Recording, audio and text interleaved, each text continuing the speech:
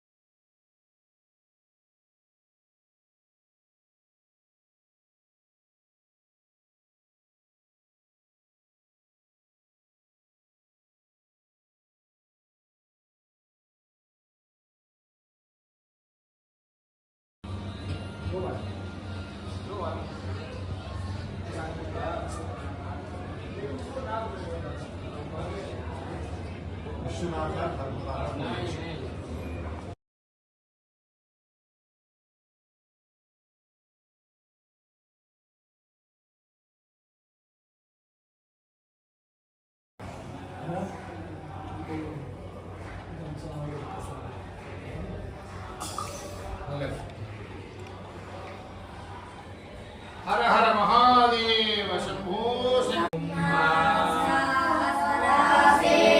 रेखा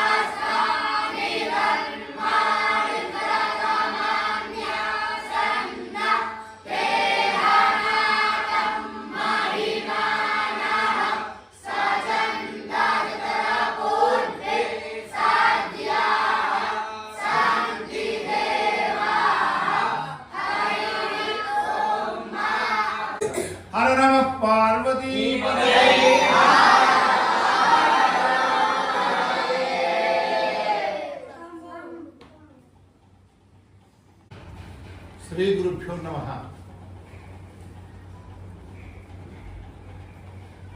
విఖ్యాత జ్యోతిర్లింగ క్షేత్రం, శక్తిపీఠం అన్నపూర్ణ విశాలాక్షి సమేత కాశీ విశ్వనాథుని సన్నిధిలో రామ్ ఘాట్ గంగా నదీ తీరంలో రామ్ ఘాట్ కూతవేటు దూరంలో మనం ఇప్పుడు ఉన్నాం. శ్రీ చంద్రశేఖర సాంగోపాంగ వేద పురాణ ఇతిహాస కావ్య పాఠశాల ఇది.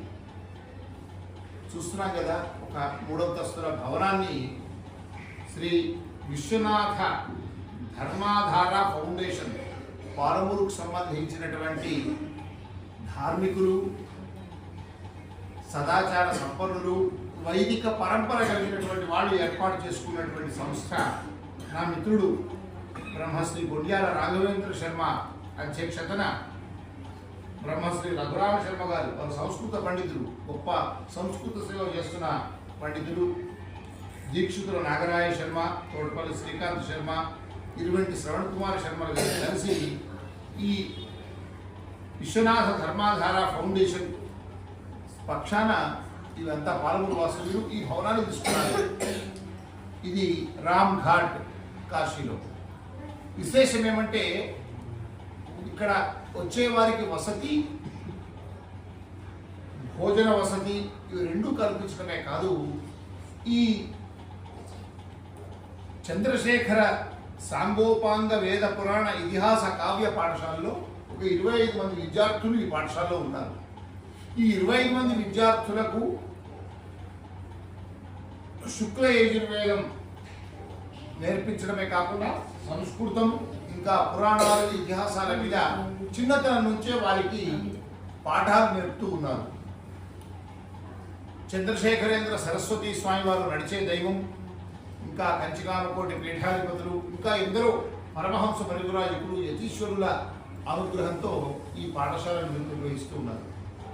నా మిత్రుడు రాఘవేంద్ర శర్మ, రఘురామ శర్మ ఇద్దరు చాలా రోజుల నుంచి, మేము ఇప్పుడు పాలమూరులో బీచ్ పల్లిలో ఒక అగ్నిష్టోమ సోమయాగం జరిగినప్పుడు బ్రహ్మశ్రీ శశిభూషణ శర్మ సోమయాజి గారిది, అప్పుడు వీరు నాకు రఘురామ శర్మ గారు మంచి మిత్రులు, గొప్ప సంస్కృత పండితులు.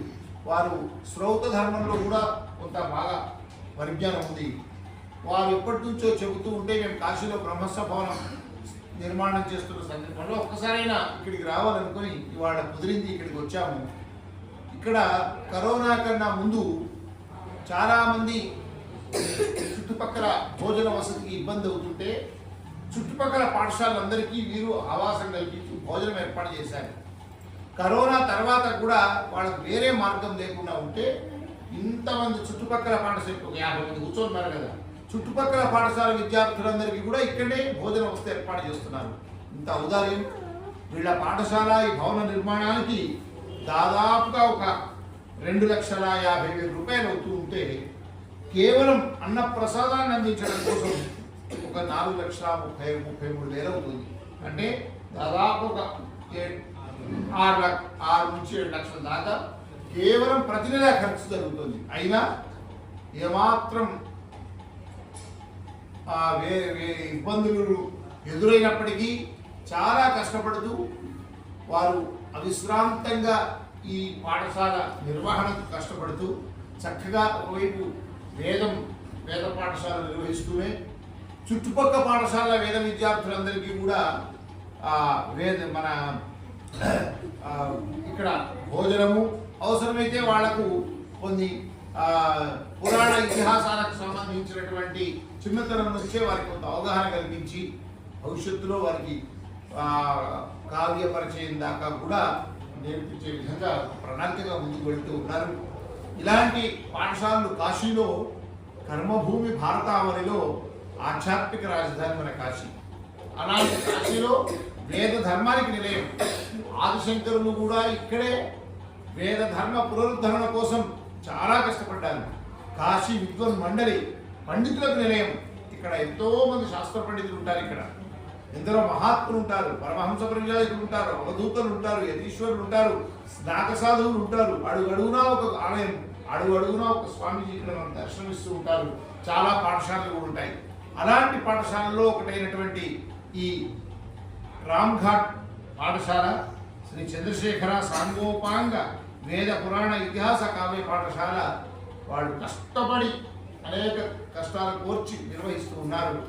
మనం ఏమాత్రం ఉన్నా కాశీలోకి మనం వచ్చి ఏ కార్యక్రమాలు చేయలేము. కాశీకి వచ్చి అనేకమైనటువంటి పుణ్యఫలాలు సంపాదించుకోవాలంటారు. అవకాశం లేని వారము ఇలాంటి వేద పాఠశాలలకు మనం ప్రోత్సహించిన సహకరించిన మనకెంతో గొప్పమైనటువంటి పుణ్యఫలం ఈ జ్యోతిర్లింగ శక్తిపీఠ క్షేత్రంలో మహిమాన్వితమైనటువంటి కాశీ విశ్వనాథుని సన్నిధిలో మనం సహాయం చేయడానికి అవకాశం ఉంది. నేను వీళ్ళ ఫోన్ నంబర్లు అకౌంట్ వివరాలు మీకు ఇందులోనే తెలియజేస్తాను. ఏమాత్రం అవకాశం ఉన్నా మనం ఇలాంటి పాఠశాలలకు కాశీలో కొలువైన ఈ పాఠశాలలకు మనం సహకరించాలి, సహకరిద్దాం. ఏమాత్రం ఉన్నా కూడా వారికి చేదోడు వాదోడుగా మనమంతా ఉందాం, మనం ప్రోత్సహించాలి. ఇప్పటికే వేద ధర్మం లుప్తమైపోతున్న తరుణంలో వేద ధర్మం పట్ల అనేక ఇతర మతాల నుంచి దాడులు జరుగుతున్న తరుణంలో ఈ ధర్మాన్ని ఇంకా పునర్వైభవానికి తీసుకురావాలి, ఈ ధర్మాన్ని రక్షించుకోవాలనే తపనతోనే ఎక్కడో కాశీలో పాలమూరు నుంచి చేసిన పండితులు నిర్వహిస్తున్నటువంటి ఎంత త్యాగమండి, ఎంత గొప్పతనం, ఎంత వాళ్ళ యొక్క ధర్మనిష్ట.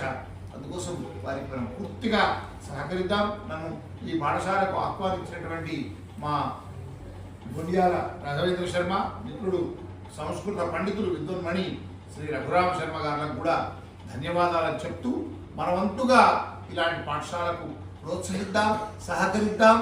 ఈ ఇంతటి సేవ అందిస్తున్న వీరిని మనం గౌరవిస్తాం. హర నమ పార్వతీ